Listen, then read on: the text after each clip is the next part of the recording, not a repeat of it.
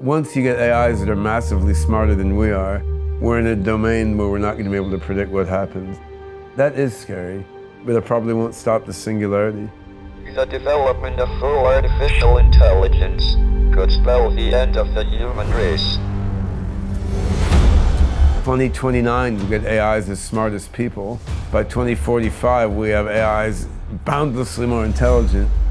Whatever happens with this superintelligence, its mind state will be conditioned by the earlier AIs. What is AI mostly being used for on the planet Earth right now? Drones, tanks, and automated gun machines could allow war to be fought on a scale greater and faster than ever before. Selling, spying, killing, and gambling are the primary goals and values in the mind of the first superintelligence. I mean, we're not setting the best example in terms of the way human society is being regulated right now, nor the way we treat non-human life forms on the planet. What if the AI treats us the way we treat less intelligent animals? We want them to be more compassionate to us than we are to each other. The attitude of wanting to foster connectivity of all sentient beings is quite important. If we can get that attitude into our super AIs, we're going to be a lot better off. I want people to start deeply thinking and to start learning and studying and to be figuring out how they can best contribute, just as I've done in my own life. They live in interesting times. It'll be even more interesting.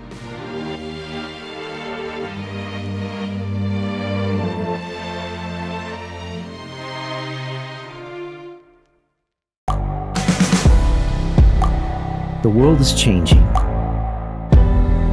Inspiration is everywhere. It has never been so easy to connect, share, and bring people together. We're learning from others and finding the best in ourselves.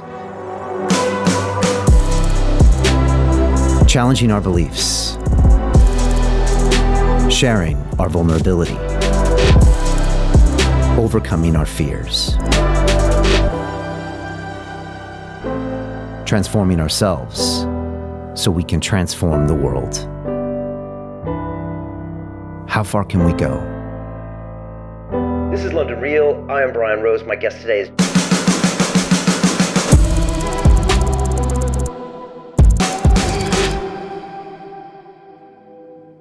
Are machines taking over the world? Well, the simple answer is yes. And it's only a matter of time before we're going to have some type of relationship with AI, with cyborgs, and with computers. And my guest today, Dr. Ben Goertzel, is here to tell us that it can be done in a good way. But that's only if we can get back control of AI into the hands of private citizens. They're going to be able to put human values and human consciousness into these AIs. Because if we leave it in the hands of companies like Google and places like the military, it might evolve in a way that we will never, ever be able to control. And so I really love talking to Ben about this entire concept. I mean, people freak out when they hear about AI and the singularity, but most people think it's happening in 2045. And that means basically the machines are going to be able to develop everything in rapid time. They'll be able to create Nobel Peace Prize winning discoveries in 5 seconds. And it's only a matter of time before we're going to have to get used to these relationships that we're going to have with machines. And so I really appreciate Ben being on this show, and it freaked everybody out at London Real about what he was talking about, but the truth is, it is the future. So now is the time to be prepared and pay attention, because this is an incredible discussion about AI and the singularity with Dr. Ben Goertzel. This is London Real. I am Brian Rose. My guest today is Dr. Ben Goertzel, the founder and CEO of Singularity Net and Chief Science Advisor for Hanson Robotics. You are one of the world's leading experts in artificial general intelligence, and you have decades of expertise applying AI to practical problems like natural language processing, data mining, video gaming, robotics, national security, and bioinformatics. As Chief Science Officer for Hanson Robotics, you were part of the team developing the AI software for the humanoid Sophia robot, which can communicate with humans and display more than 50 facial expressions. Today, you also serve as chairman of the AGI Society, the Decentralized AI Alliance, and the futurist nonprofit Humanity Plus. Ben, welcome to London Real. Well, thank you. It's a pleasure to be here. So, first of all, how is London treating you, and how does it compare to Hong Kong, where you normally spend your time?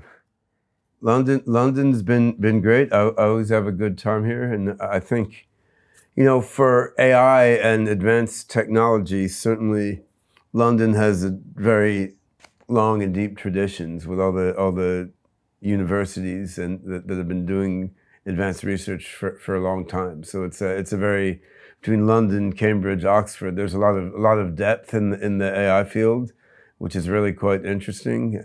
Hong Kong, it's a little different. It's the gateway to China, and China doesn't have so much history in AI, but they're pursuing and funding it with energy like you've never seen before, right? So the amazing dynamism in Asia now. You go away for 2 months and revolutions have happened. I don't quite get that feeling here, but there is a great depth of thinking and experience in AI and associated pursuits here. Right, and a company, DeepMind, that was bought by Google, was based here, right? And probably a lot of Cambridge and Oxford talent in that company, I guess. DeepMind was based here, and actually one of the founders of DeepMind, Shane Legg, worked for me from '98 to 2001, like well before he came here he was at Kiwis from New Zealand, not British. So, yeah, I mean, DeepMind has been London's, I guess, biggest success in AI software realm, and they are basically a research division of Google rather than a sort of practical application engine like you have in many of Google's Mountain View teams. And I think DeepMind has recruited people from all over the planet. I mean, certainly not a preponderance of British people, but then, I mean, in the decades I've been visiting London, it's become more and more international. It looks really different than like 35 years ago when I was here the first time. So, but DeepMind is doing fantastic stuff. I think they're one of the few major projects to take general intelligence seriously and to really be pursuing thinking machines that can think, like people can, or even more imaginatively and creatively and broadly than people. It's a bit unfortunate to me, all this great talent is sort of sucked into the proprietary firewalled domain of big companies. I'm more an advocate of an open and decentralized mode of development of both applied AI and artificial general intelligence, which is what we're doing with our Singularity net blockchain-based AI platform and with OpenCog, an open source general intelligence project. But the quality of work in DeepMind is very, very impressive, obviously. Yeah. It probably crosses over to what you do a little bit more than some other just pure tech plays, but yeah. It does, although, Facebook has Facebook AI Research Lab. They've got an amazing team in Paris working toward AGI. Baidu and Tencent in China are doing a lot of interesting things. So I think DeepMind is awesome. Their lead over other corporate AI teams is perhaps not as great as the media would lead you to believe. Like they've done a really good job of PR as well as a good job of research. And they did the Go stuff with the game Go and a few other things. Which is sort of not necessarily material to Google's business, nor to their R&D on general intelligence, but it's been amazing in terms of bringing them into the public eye, and it's great stuff. Like my oldest son he's doing his AI PhD, but he's also an experienced Go player. And I remember a few years before AlphaGo, we were looking at the research literature on AI and game playing, and we're like, someone's going to beat Go. Like the techniques are there now. There's techniques in academic publications. Computers are faster. We even thought of focusing on it, but then, I mean, it's a big project. It takes 12 people, like a few years, and we don't have the spare change for that. Now, I'm sure the guys in DeepMind are looking at the exact same academic research papers my son and I were and thinking the exact same thing, but then they have Google's resources, so they could pull the trigger on it. But that's cool. I mean, there's a lot of companies with a lot of resources, and most of them, they're not identifying amazing things like that to do, right? So. Yeah, so that's a plus. Well, look, I'd love to get into like a lot of your work today and where you think we're going with AI, things we need to look out for. I was just thinking today, right before I sat down with you, that in 1989, I started as a freshman at MIT, and I remember that's the year I got my PhD. Actually. Oh, it is? Okay. Yeah. I remember there was this thing called Project Athena there, which was the very first like email, and they gave us an email, and the only person I could email was my brother at Stanford because you could have emailed me. I could email you. I got emailed that same year, Really? the last year of my PhD at Temple University in Philadelphia. Okay. And yeah, that my last 6 months as a PhD student or something. Got your email. We got email addresses, and yeah, there weren't a heck of a lot of people to email. Then a year later, it was really useful, right? Yeah. It spread like wildfire. Yeah, it was really clunky back then. But also, I don't remember anyone talking about AI at MIT back then. You know, the internet Marvin didn't exist. Minsky was there before that. I'm sure he was, but I'm saying it wasn't part of the general conversation. You know, like I said, the internet didn't really exist yet, so it was still kind of a bit of more of an old school tech. Sure, there was computer science and double E, and I was in mechanical engineering. AI was obscure. Yeah, I mean, I got interested in AI due to science fiction in the early 1970s, but then when I looked at, as a kid, when I looked at what was really being done in the AI field, it was pretty boring, right? It didn't compare to the science fictional visions, but it kind of grew gradually. You remember Douglas Hofstadter's book, Gödel, Escher, Bach, in the late 70s, that sort of layout AI and what we would now call general intelligence, and it went through, you know, consciousness, cognition, abstraction, all the key ideas talked about in AI now. So that, I mean, and he was professor at University of Indiana, Bloomington. So I think it was sort of a slow burn in hindsight, but there was profound work on AI going on in U.S., UK, Germany, Russia, Japan, you know, since 1950s, and in some ways back to the 1930s, and it was sort of going on in the background. And you know, if you talked about general intelligence or building machines that could think like people or building Mr. Data from Star Trek, you would get laughed out of the seminar room in a university. So that the AI work that was going on was real and it was making advances, but it was not ambitious compared to the broader scope of AI that you'd see from science fiction or Hollywood movies. Now, in the last 5 years, things have changed dramatically, right? I mean, narrow AI that can do highly specific things for certain applications. Narrow AI is everywhere and it's key to every major company or government strategy. And AGI, artificial general intelligence, while not yet fully realized, it's taken seriously, right? You can give a seminar on it. You can even talk to a CEO about it, and they'll be thinking about like how will they adapt their business model as narrow AI gives way to AGI, right? So it's amazing the transformation that we've seen in the last 5 years regarding AI, and I think it's mostly just a few practical applications that have caught the public eye, and then that triggered a sea change in sentiment. And those practical applications, is it like the robotic stuff? Face recognition. Face recognition. A lot, right? Because then, I mean, not only can governments use it to surveil all their citizens, but I mean, you go on Facebook, you see, you know, everyone's picture is automatically labeled. Everyone can see that. It's there all the time, right? And I mean, autonomous driving, it's amazing. 10 years ago when I told people, you know, pretty soon all cars will be automated, everyone thought I was nuts, right? And then 2015, DARPA driving Grand Challenge, you saw cars and trucks driving themselves through the desert. Then the urban Grand Challenge a couple years later, like all of a sudden, it became obvious. Everyone's like, well, yeah, of course, automated driving will happen. It's just a matter of time. So a few things like that, face recognition, automated driving, then AlphaGo, Jeopardy, these things, everyone can observe the AI doing things they thought only humans would be able to do.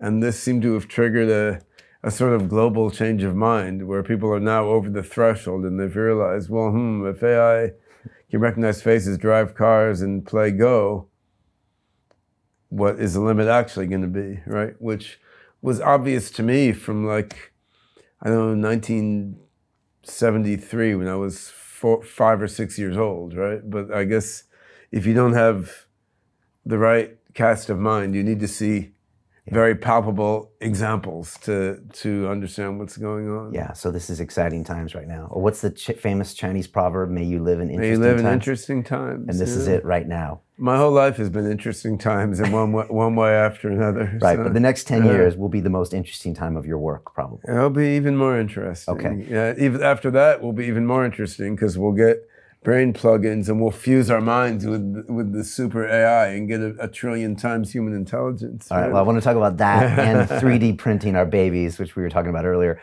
And I want to talk about some terms just so people get up to You want to buy some 3D printed babies? I mean, are you selling them? How many do you want?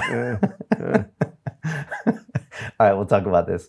And I want to talk about Singularity, blockchain, all this other good stuff. First off, a lot of people know like some big heads in Silicon Valley that have their AI thoughts and they throw them out there. So, I mean, I could be wrong here, but I think you got kind of the Elon Musk school that says like the AI is really dangerous and we have to look out for it. And maybe you got the Peter Thiel school that says, no, it's going to be okay and they're going to be our friends. And, you know, of course, two of these guys run massive companies with massive amounts of money behind them. What are some of the scenarios that we've heard and what's right and what's wrong in your opinion, just to start off in a general way for people that maybe haven't thought about this as much as you have? I would say what people think about super intelligence, AI that's a billion or trillion times smarter than human beings, says more about the people doing the speculating than about the reality of what's going to happen.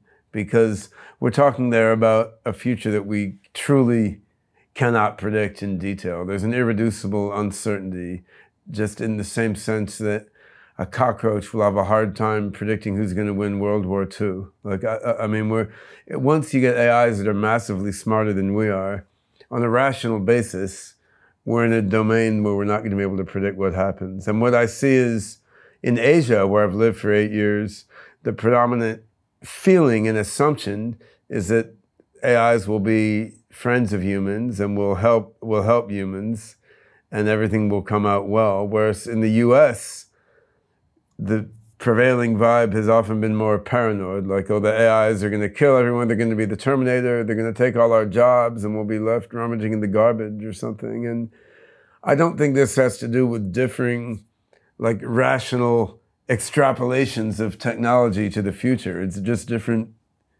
emotional mindsets, because when you're dealing with the radical unknown, the most convenient thing is just to bring to it whatever your emotional bias is, whether it's cooperative as in Asia or paranoid and adversarial as in much of the US, right? And there's an irreducible uncertainty there. You can find that exciting, you can find it frightening, you can find it both. It's still going to be irreducibly uncertain. And I mean, Nick Bostrom here in the UK at Oxford, he's been very vocal that superintelligence is potentially dangerous. And it is, but the thing is, Nick, who I've known a long time, I have a lot of respect for him, but he has a way to make it sound like superintelligence is probably going to kill everybody. But I mean, we don't know that. If you read his book, Superintelligence, all he really argues for is that that's possible. Like, we can't rule out the possibility that the superintelligence will just turn us all into extra hard drive space or something, right? And you can't rule it out. So there's a certain irreducible uncertainty. We could decide, okay, well, let's just stop developing all this advanced tech until we somehow come up with a theory that will let us reduce this uncertainty. I personally am guessing that will never happen. Like, you could, even if we pause development of advanced technology for 10,000 years, I don't think something with an IQ of 200 is going to be able to predict what happens when you create something with an IQ of 200,000. I think that there's an information theory problem there. But the other thing is, if the US and UK decided to pause development of AI technology, China certainly isn't going to, right?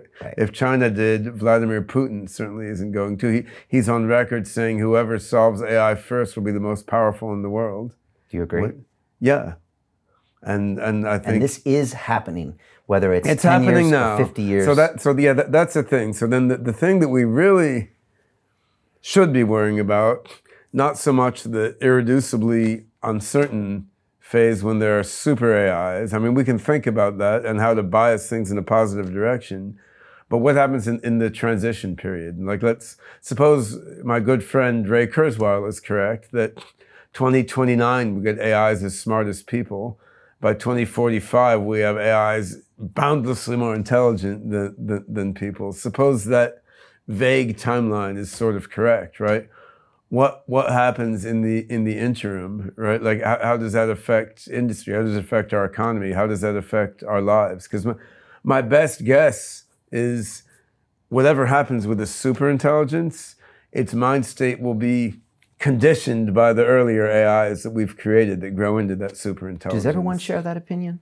No. Some people think that superintelligence is just a whole other different thing, right? Because like part of me thinks that 10,000 years from now, the superintelligence will just do whatever it wants to do, even if Ben... Well, it may 10,000 years from now, but the worry is more the transition, right? So imagine like the transition from hunter-gatherer to agriculture, or the transition from not having language to having language, right? Now, of course, the first people to invent language, those cavemen could not foresee differential calculus, Shakespeare, and the internet, right?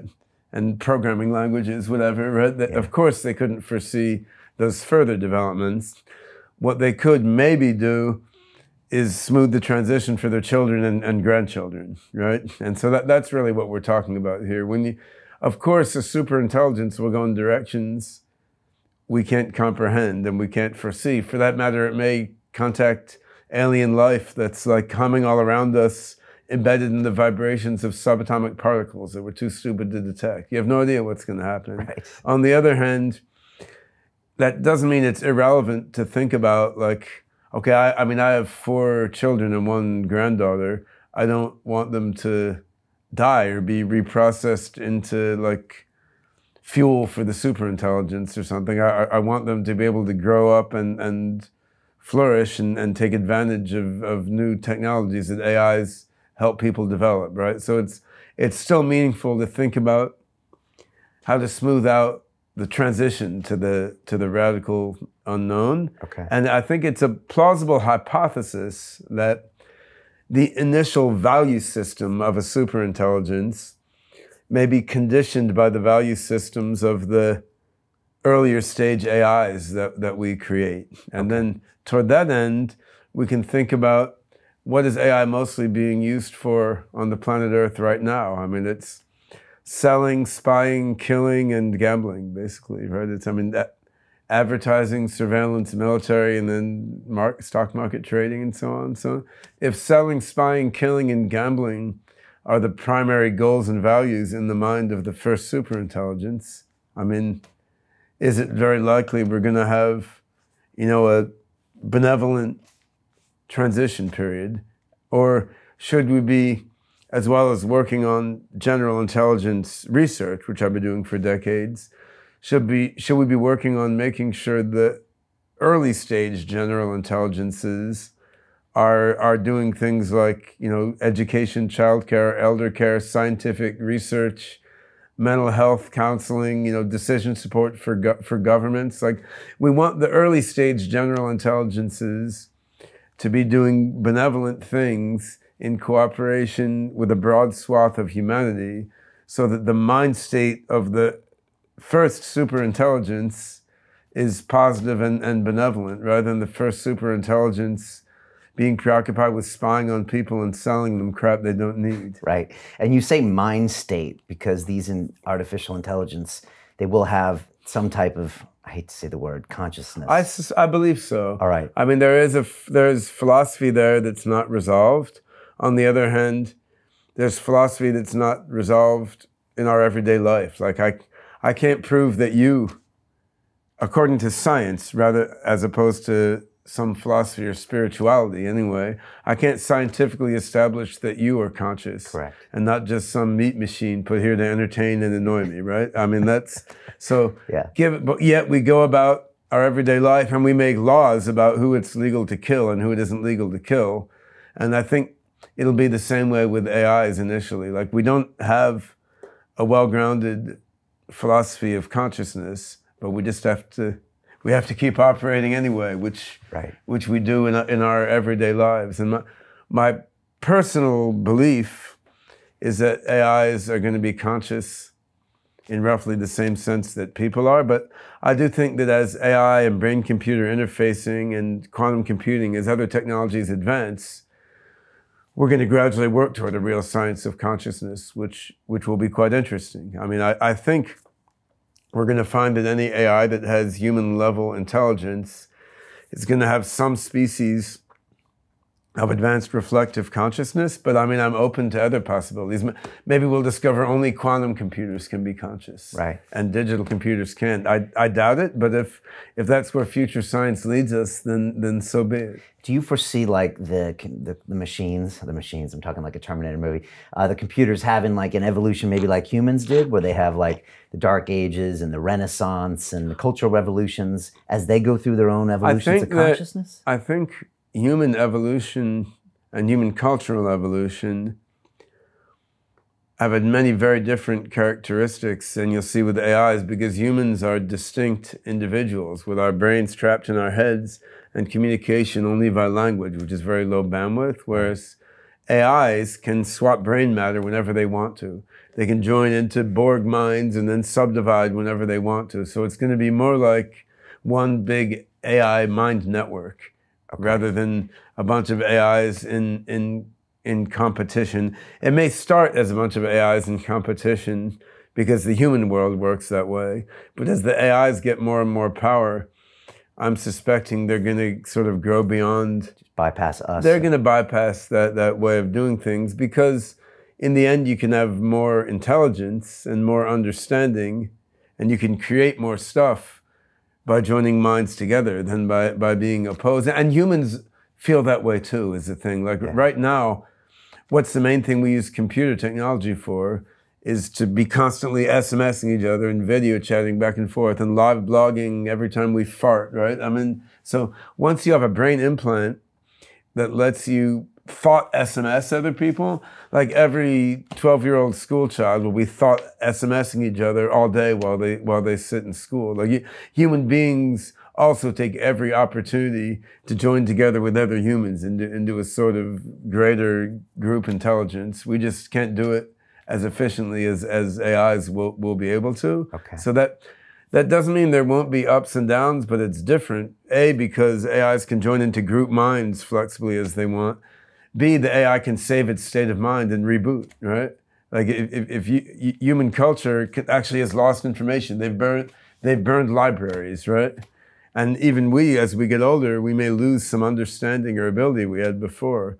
If you're an AI, just save it all in the hard drive. You can reload it whenever you want, right? So or you can make copies of yourself and let each of the copies evolve in different directions, right? And then some of them may blend in with other ones. So yeah, I think we can't too closely take the history of humanity as a collection of largely distinct individuals communicating by language. We don't want to take that as the model for how AIs are going to grow. I mean, in a very broad sense, the principles of evolution hold, but when you don't have individuals that are separate and then get old and die and can't back up, I mean, you're going to have a very interestingly different kind of situation. You know, it's going to seem insane to us 30, 40 years from now that we lived all this time without the ability to make backup copies. Right. Well, so tell me, or to fork yourself, like, hey, what would it be like if I, sat in the mountain and meditated for 10 years? Right now, you have to give up your life to do that. What if you could make a copy of yourself and let it do that? Right. And then check in on it later. Yeah. So let's talk 40 years from now or 50 years from now. What could that look like? You're talking about brain implants. You're talking about me digitally printing some kids, or you selling me some kids.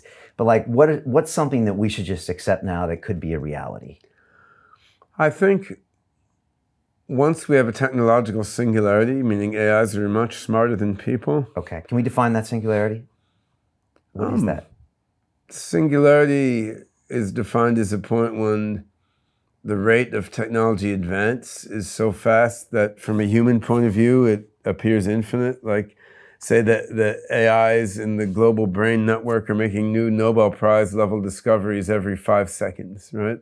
And what's going to come along with that is molecular nanotechnology, where you can just build anything out of molecules the way we would now out of Legos or in a machine shop, and the ability to cure human disease and prevent death by just sending little bio-nano probes into the body to fix things, and 3D printing that solves material scarcity on the level of everyday human needs. So I mean, having all these technologies coordinated together is going to be a fundamentally different regime of life than we have now. That's mind-boggling. I mean, to me, to think that's about. That's just the beginning. And that happens every 5 seconds. The thing is, this is the focus on the external machinery. But if you think about your state of consciousness, imagine that you had, access to reprogram anything in your mind whenever you wanted to. So you're like, well, I wish I didn't feel like eating so much junk. Okay, let's load the patch. Don't want to eat junk. Ding.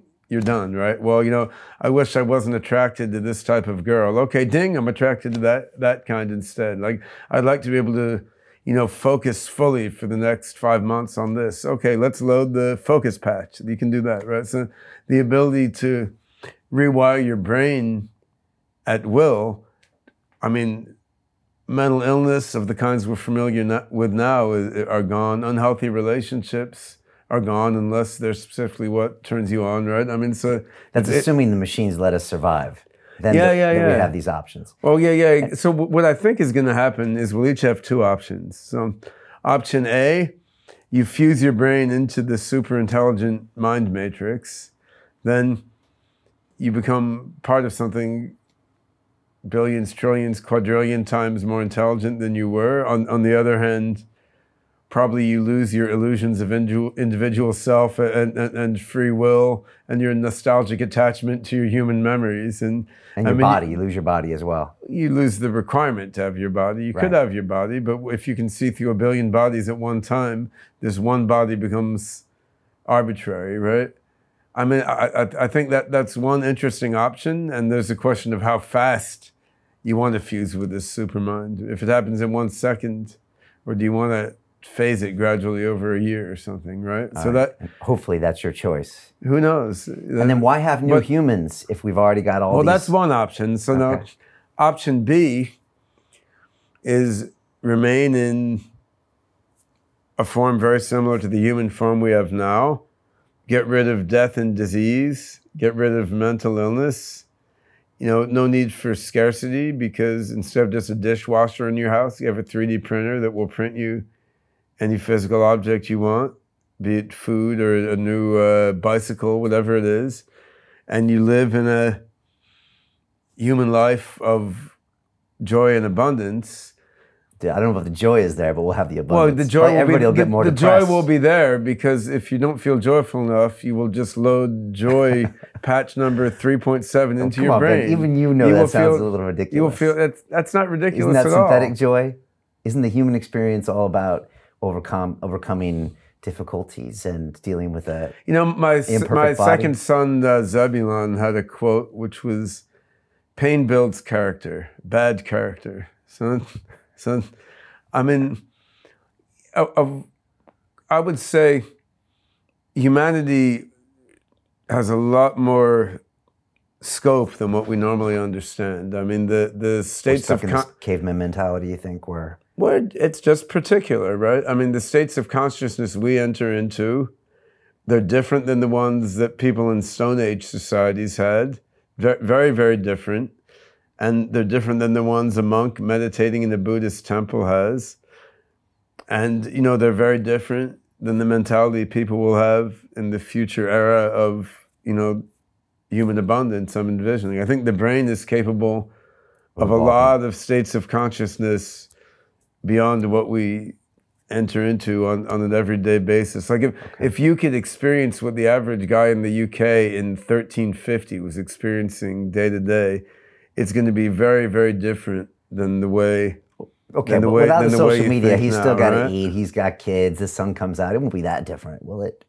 Well, it depends on how you're looking at it. When you're looking at it like joy comes from struggling and overcoming struggles, I mean, they may not think that way at that point. I don't think that's a necessary part of human physiology, because like I talk to people who say, well, death is what gives life meaning. You don't believe that? I mean, you can derive meaning from anything. Human mind is wonderfully flexible, but I think if we don't have to die, suddenly we'll find other ways to derive meaning that don't involve dying, right? There's a lot of ways to derive meaning, right? Other than through death or through suffering and then feeling the suffering go away. Now, it might be that there's some certain minimum level of pain and discomfort that's just intrinsic to the human experience. My feeling is we habitually experience much more than that minimum level right now, because where do you stop? Like you go to the Middle Ages. I mean, it's not that like half your kids would die as babies, right? I mean, very high percentage of women dying in childbirth back then, right? And mostly your teeth would rot by age 40. You'd have a toothache in your mouth all the time because there was no dentistry, right? And so you could look at the way people lived in the Middle Ages and say, well, suffering is intrinsic to life. It's just natural that half your kids die as babies, half the time your wife dies of childbirth, and you have a toothache all the time because all your teeth are rotten. But now we look at it and we're like, no, that's totally unnecessary, right? So I think a lot of the suffering that we take for granted as part of life now will seem totally unnecessary. The thing is, humans in that era, they'll be human because they choose to be human, because otherwise they could fuse with the superhuman AI mind matrix. They choose to be human for their own aesthetic reasons, essentially. And why not? I mean, I don't think every dog or bird should become a human just because we're in a way more generally intelligent than they are, right? I mean, every creature in the ecosystem has some beauty and integrity to it. Humans do also, right? It's not like we're morally bound to uplift ourselves to become superhuman AIs and give up our humanity. The thing is, the humans will be like the squirrels in the national park are now, right? They're carrying out, the squirrels in the national park are carrying out their lives. And we who take care of the national park don't intervene in their love affairs or their hunt for acorns either. On the other hand, there is a world outside that park which they can't understand, and if they run out of it, they may get run over by a truck. And that's the metaphor for what AI and the singularity brings to humans. Well, either the squirrels can upload and join the people and become super intelligent, or they just remain the squirrels in the park. Okay, hopefully I have that option. When do you think the singularity is coming? Ray Kurzweil says 2045. So I'll stick with that. He's 26 years. Yeah. It could be sooner, could be later, could be 2030, could be 2070. I don't think it's 2200. I don't think it's 2020. It won't be 2030. It's too soon, right? I don't know, man. Okay.